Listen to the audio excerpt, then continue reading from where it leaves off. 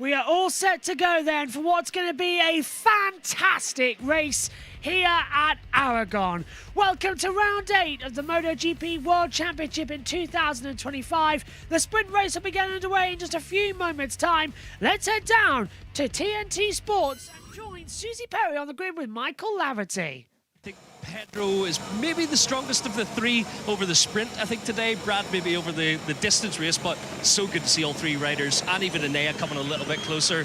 Those positive signs, they will continue from here. We've got a test on Monday and KTM need it. They just need to find that little bit of something to unlock the speed they had last year. It's in there, and yeah, really positive this weekend. A little chat about Yamaha fans, Fabio Quartararo fans perhaps there, who has to go from the third row of the grid. It's been a real struggle. There has been improvements from today, from this morning onwards, but this is almost a test scenario.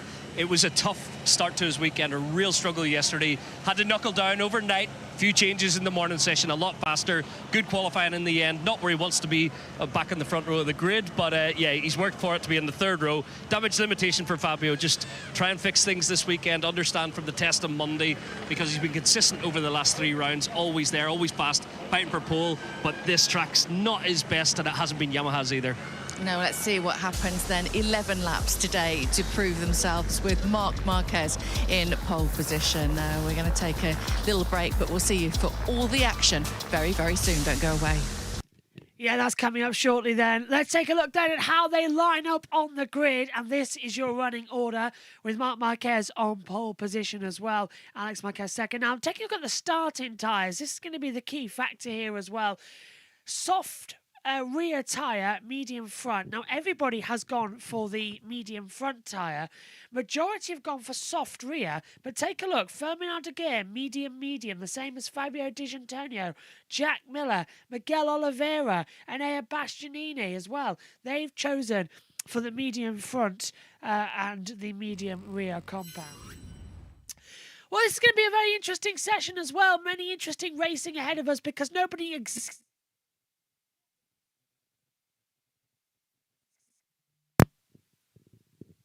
Sorry about that, my microphone died. Yeah, it's going to be interesting. Nobody knows it.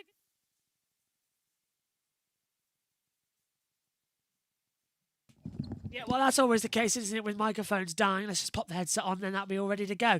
Yeah, nobody knows what's going to happen because it's going to be 11 laps around here, and that is usually very critical, a quite critical circumstance to try and get right or wrong. Interesting enough, by the way, this had full power a minute ago. Now it's... I wonder if I left it on after the moto. Wouldn't that be embarrassing if I left it on after qualifying and now it's, for the first time, it's just said, oh, no, sorry, you're not going to go there. Also, it wasn't plugged in fully, so maybe that's it. Either way, let's head back over to Susie Perry.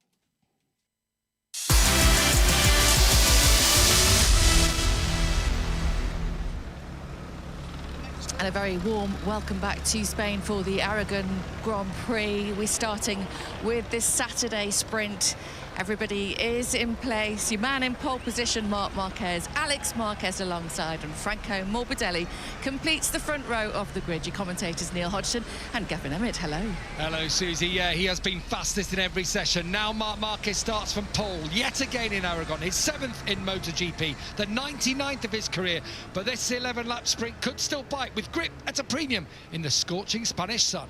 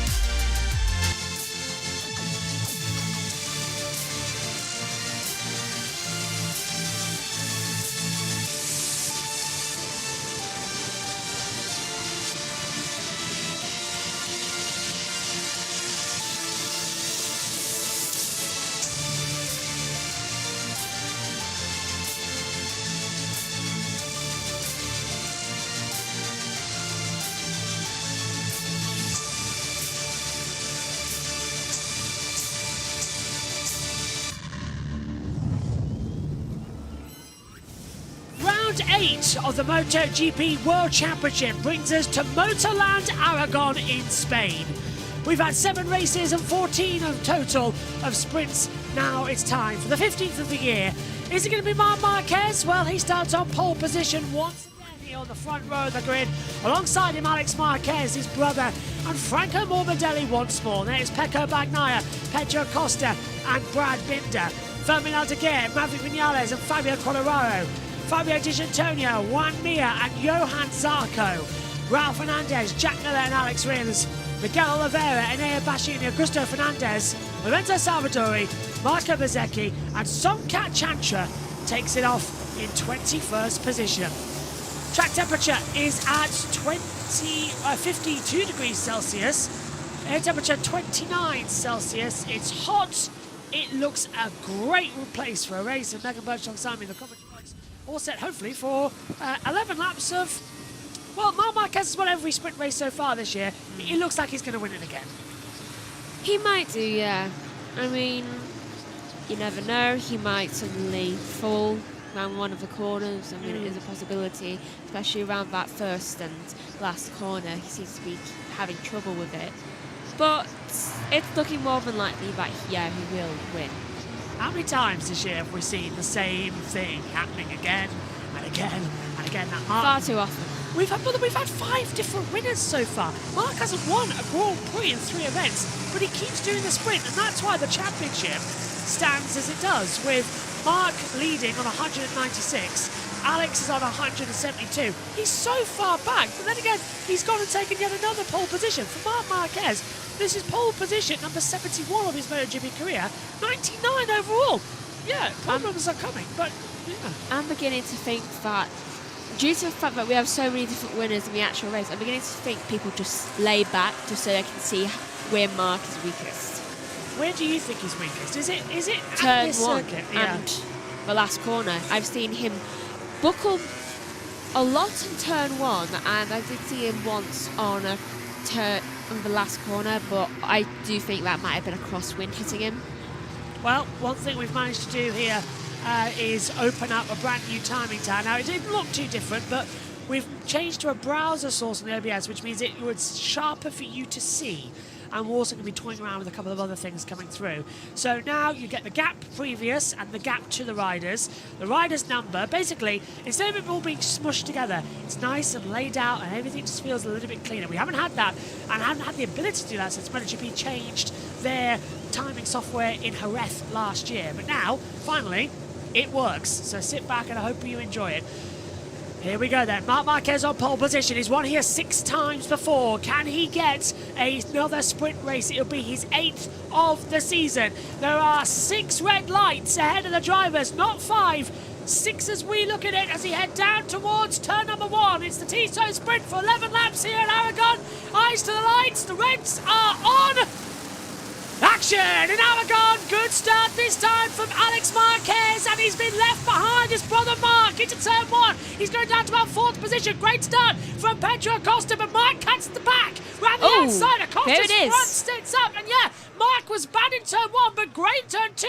And Fermin Aldeguer just kissing the back of Pedro Acosta. Needs up from the back. Look at how much of a bad start Bagnaia's had. Down to 8th position, getting swamped by the field as Quartararo goes through as well as Di Giannantonio. Look at Aldeguer making his way past that's Acosta there, and basically pushes past saying thank you very much. He's getting his elbows out. Great stuff from Fermin Aldeguer. Bagnaia's trying to come on the inside then of Di Giannantonio, and Quartararo hasn't worked out. Vinales and Mir doing a little bit of battling as well. Mir's trying to come back on the inside.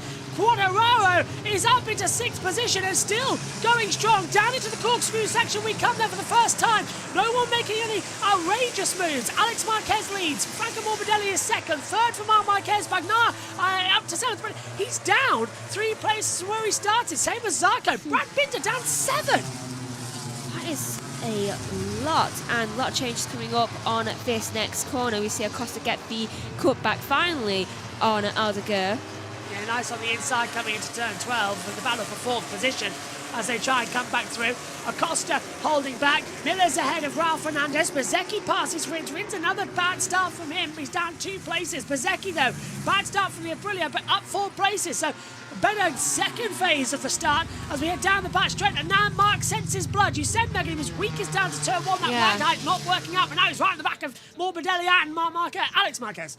But the thing is, they're quite close now to the last corner, Yeah, which he also had trouble with, I noticed, and then they're going straight back into the first corner, so he may lose his advantage there. Let's have a look on the inside. He's going to muscle his way through past Morbidelli, but now can he set off after Alex, who's got a 0.4 of a second lead as things currently stand here. Lap 2 of 11, and so far, good start. I'm really enjoying that. Good getaway from everybody. Not too bad, not too messy. I didn't know Augusto was in this. Yeah, for wildcard again coming in this weekend for Augusto Fernandez in the Yamaha.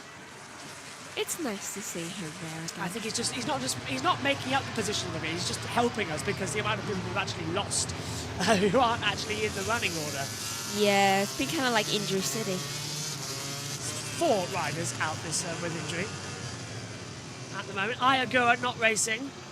Salvador has just become a permanent fixture. If I remember correctly, somebody else was withdrawn from racing. I think that might actually be in the British Touring Car Championship that we've got a withdraw. It could be Nick Holstead.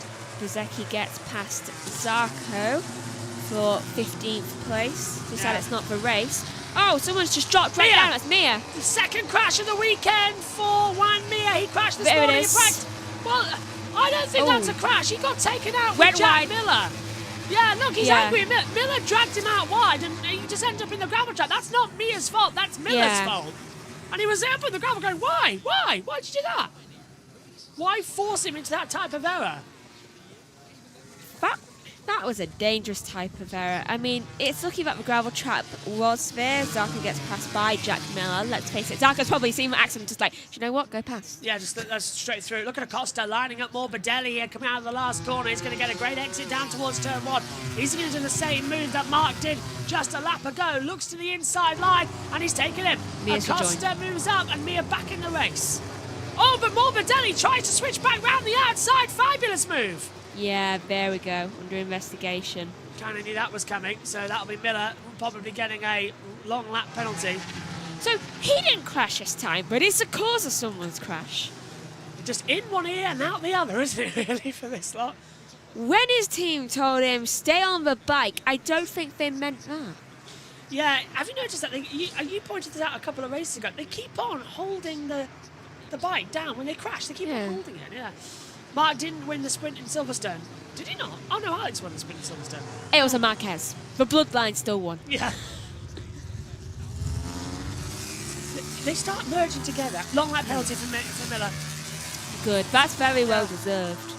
Just flashed up on our monitors. I just realised that we haven't actually got the thing up. Yeah, Miller, long lap penalty. Mir rejoined the race. I'm worried that Mir's going to punch Jack Miller when he gets out of this. I would enjoy it. We need a good fight. Yeah. Simon Crayford will probably both get them in front of the stewards. And, he's into the pits. There's the start, Megs. Now, watch Mark. Again, bogged up, I think, at the lights out. Okay. We can see him fall back relatively quickly. I mean, Alex gets the better... Oh, a little bit of a scuffle there between him and Acosta. So maybe that causes turn 1.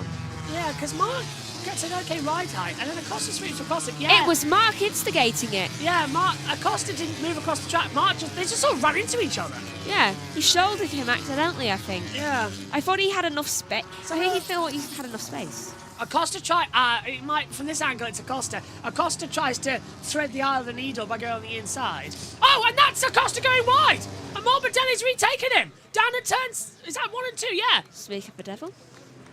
So Acosta goes wide as there's the confirmation for Miller receiving a long lap penalty for causing an accident.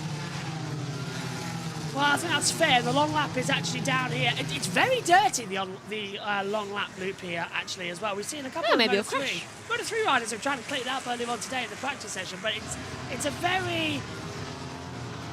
It's just not good. It's just not good. So a little bit of a fight starting to brew between Vinales and D'Antonio, and Bagnaya's gone wide. Yeah, he's dropped down 3 places. So that was at the start of Sector 3. Whereabouts is that? It's just at the exit here, down the back stretch. Maybe we'll see it. We haven't seen it so far, but he has dropped back 3 places. We're watching the battle with Acosta and Aldeguer. Aldeguer trying to lunge up the inside at turn 12 into 13. Did he just nerf him wide? He did, but that's a great move from Aldeguer on the inside of Acosta. The two former Moto2 rivals doing battle here today as well. And that's Bastianini taking Bagnaia. I think there might be a problem. Yeah, because Bagnaia has now dropped outside the points-paying positions. He's 9 places down from where he started. That indicates to me, and now Salvadori's been passed by Oliveira. I think there's a problem as now we get Acosta back up the inside, down to the last corner at turn 16 and 17 on the inside line. Gets back ahead, but can Aldeguer hold that outside line? He's going to do the odd switch back on the inside. Fabulous racing between these two former rivals. Aldeguer keeps 4th position, but Acosta is going to keep in the slipstream, pulls to the inside line, down to turn 1 at the same time. Di Gianantonio's trying to go Quartararo. Aldeguer holds the position, so does Fabio Quartararo. And this is an amazing battle over 4th, 5th, 6th and 7th. I generally do think Bagnaia has a problem because I can see him in the background just in the corner of the screen and he keeps letting people past. Yeah. And his sector times are slower than everyone else around him. Yeah, he's 1.6 seconds slower than Alex Marquez. In sector 2, he was a second behind. Yeah, there's something wrong. I don't know if it's a wrong tyre compound or whatever, but there is something wrong with Pecco. It's a 4/10 difference. The Battle of Mauritia. That's what they're describing it right now, actually, with Aldeguer and Acosta. The only reason he's not That's falling what back... we've I don't know. It's a very think it's heavy... wind. Yeah. The only reason Bagnaia's not falling down more is because, weirdly enough, Jack Miller's actually slower than him. Well, Miller has had that. Has he taken a long lap out yet? No, he hasn't. No. Hasn't flashed up on our timing one and said that he's taken it. He'll come up with long lap complete if he has. He's still slower. Augusto Fernandez passes wins. Yeah, gets ahead of him then on the inside line as well. So we are on lap 5 of 11, 7 to go. We're watching now Marc Marquez, who's closed up to the back of brother Alex Marquez as they hurtle out of turn 7 down towards turn 8 and 9. And this is going to be an interesting one if he thinks about a move on the inside, but he's too far back. Hard to see where they are. If they're not on the last corner, this track is very deceptive about how they are. It's the last corner, so it's turn 17 on the circuit. There's 2 long straights that sort of mirror each other. The track basically looks like a V with a little holder. Imagine it looks like a saw. As Mark dives up the inside, saws himself past Alex, and just a little bit of a touch between the two. Just Mark kicking the back out, saying, no, you're behind me. Very well done with the use of saws. Thank you very much. But again, lap 6, this is when Mark starts to take control of the sprint. If Alex wants anything in this weekend or even in the championship, he's got to repass Mark within the next 2 laps. Otherwise, Mark just goes. He saves the tyres, gets back in position, gone. He needs to do what he did at Silverstone and retake him. Although Mark didn't do well at Silverstone in the sprint, as now we remember from that very busy weekend. Yeah. Digi just passed Quartararo for 6th. And let's look at this new sector time. Seems to got a little bit of pace back, Bagnaia seems to have. But still, I'm not happy with it. No, and and Jack Miller's taking his long lap penalty. Yeah. I saw the same Finally. thing. He was flying off the timing one, so I thought, oh, is that There he is. a penalty? But no, this is a long lap. Is that? He's passing the screen right there. I think there's some sort of dirt on the camera. Because I'm just seeing on my head. Yeah, I can see that as well. It's like... Yeah. Sorry, I'm just seeing there's some... I don't know if it's on the camera or not. I think it is. I can just about see it there. Yeah. Oh, well, we'll need to clean the camera lens, so if it looks like anything, I apologise, but this is a replay. Megan, turn 7. That is Bagnaia going wide earlier on in the race. Yeah, and he's only just started to recover from it. So is he suffering with understeer on the mid-corner? Interesting. Can't get the traction, can he? Yeah, I'm still not happy with his bike. I'm still not happy with the way this race is turning out as well. We were expecting fire drama. True. But Bagnaia has just repassed Bastianini. Excellent news. So he seems to have got his pace back and gotten whatever was wrong sorted. And Brad Binder passes Quartararo for 8th place. And it's going down quite a bit there. We can see just right there. It's about to happen on the screen. There's Brad Binder, gets round the inside and surprises Quartararo actually, because he did a little that type of thing. He was just like, oh, you're there, because he was on the other side of him like a second before. This is remarkable for Marco Bezzecchi, bad qualifying for Aprilia. He's made up 11 places in 7 laps. This is really showing what that Aprilia can do when he gets the strategy right. Now, Quartararo just looked behind and signalled to Raul Fernandez. I don't know if that was I've got a problem or watch out, but he's definitely signalled something was going on with the bike. I can actually hear something wrong. Listen to the bikes. Yeah, something's dragging out there. Someone's got a problem. I just don't know who it is. Here's Aldeguer's partner watching on. Going with the please, please, please, please, please, please, please. So it's P4 at the moment. It's like, get a podium, get a podium. I think Binder's been... Yeah, look, Bezecchi's passed Binder now in quick succession. So he's up to 8th place. Jeez. Stunning stuff. Really stunning stuff, actually. This is turning out to be a weekend and a half.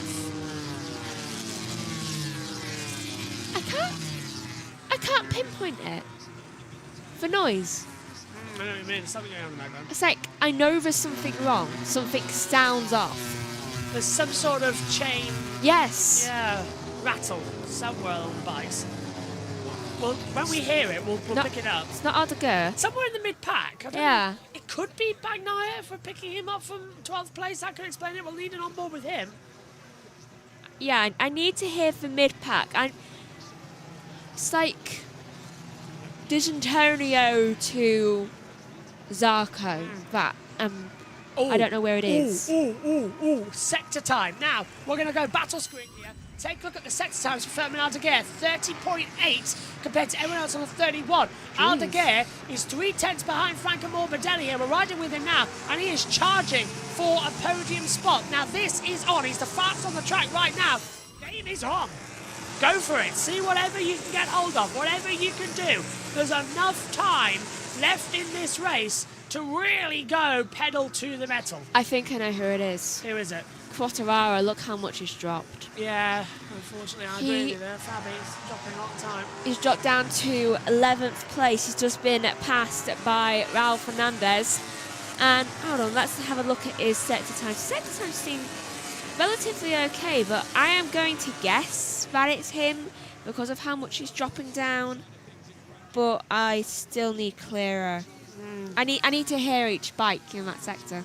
Have a look at the intervals between them as well at the moment. So here's, Bagnaia, 1.2 behind Raul and Fabi, but holding off Bastianini. So it's Bastianini you've got to keep an eye on. He's losing quite a lot of time to him as well. Yeah, middle sectors keep on closing. Like every corner he loses 2 tenths. We'll keep an eye as this race goes on. We're only 3 laps to go. It's a short sprint as always. Aldeguer right on the back now of Morbidelli. Sort of just willing him on right now, aren't you? It's like, Yeah. come on, what have we got? It's like, come on, you can do it. He's going And for it. Augusto Fernandez has just dropped. He's crashed. Oh! And here goes Aldeguer. Stunning move! But is Morbidelli going to try and fight back at turn 5? No! Aldeguer onto the podium for that bronze medal. Could have been Augusto, to be honest. So, yeah, Augusto Fernandez He was in is the down. area. It was in the area. It could have been Augusto I was hearing. I Either think- way, it was a I Yamaha. think that's a turn 2 crash. Yeah. He seems to have...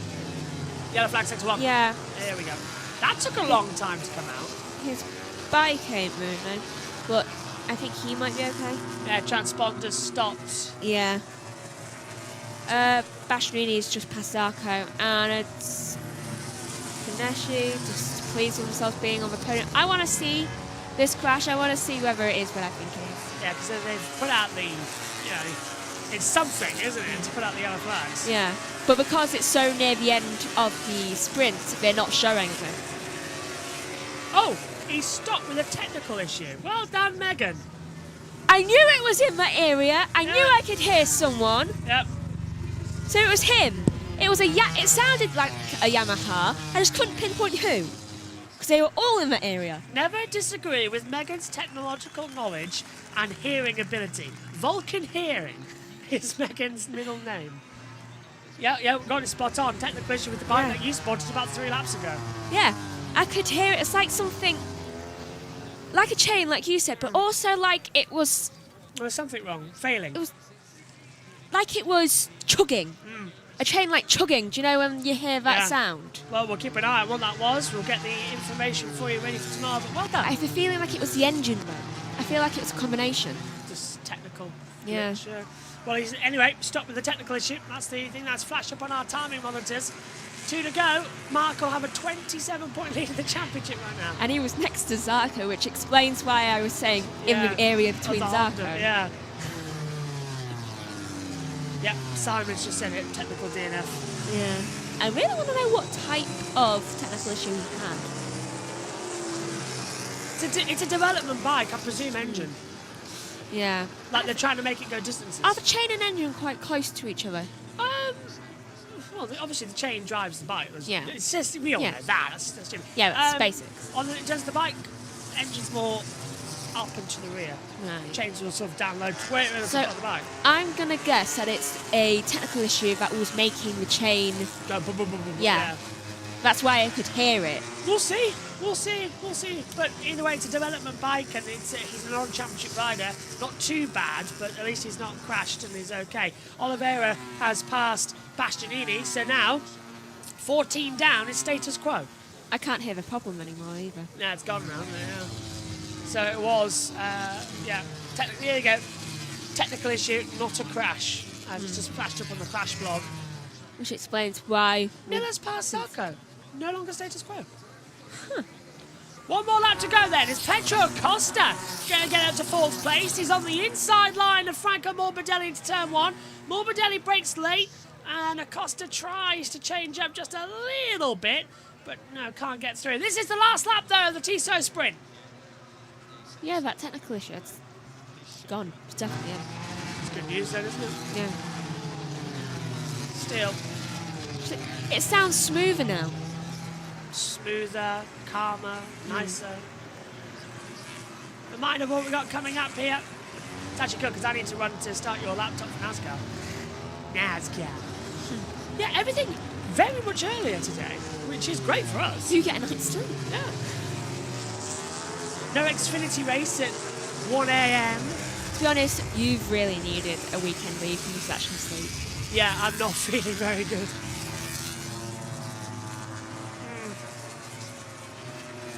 Anyway, Marc Marquez in turn 12. Acosta can't find a way through on the inside line now. He's trying. Let's just let him back through. Oh, yeah, you're right. Morbidelli back to 4th, Acosta 5th, Vision 6th, Vinales 7th. Why don't just let him back through? Well, no one could really stop Marc Marquez, could they, in a track he's dominated at. I think Acosta's picking his battles. Taking points. Knows that tomorrow will be the long game. Marc Marquez, though, will exit the last corner and rise up to the line. Spain are about to go euphoric once more. Marc Marquez, the King of Aragon, wins the Tissot Sprint. Alex in second. And Fermin Aldeguer finishes in 3rd. With Franco Morbidelli in 4th, it's a Ducati top 4.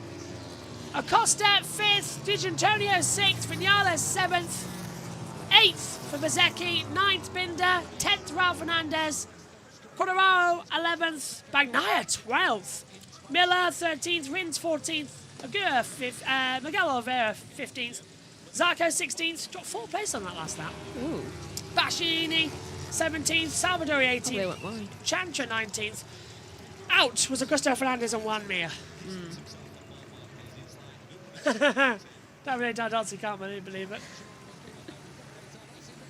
Yeah, and as has been pointed out in the chat by Shakram, Marc Marquez now leads on 208 points, reaching the 200 at round 8 of the season.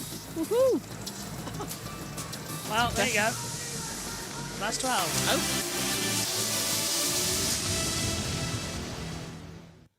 Safety cars come out of Thruxton in the mini race. There? I don't know. There's a car stopped at the top of Goodwood, though. So I think that's what's happening in Thruxton. Okay, Megs. I can't actually tell who that is. Your final thoughts? I thought it was a very good race and sprint race. And it's apparently better at identifying technical issues than I thought. You're doing very well with that one, to be fair. Right, we've got to get over to NASCAR and the British Touring Car Championship qualifying, so you can join us tomorrow. Warm-up is going to be on JB Motorsports 2 with Moto 3 and Moto 2 also joining them there, and join us here on JB Motorsports for the MotoGP Grand Prix of Aragon. We've also got NASCAR coming up soon. That's going to be for qualifying, plus the Truck Series tonight, and then tomorrow we've got the Cup Series race. It's just a nice, calm weekend. Join us then for all the action. Take care. Bye-bye.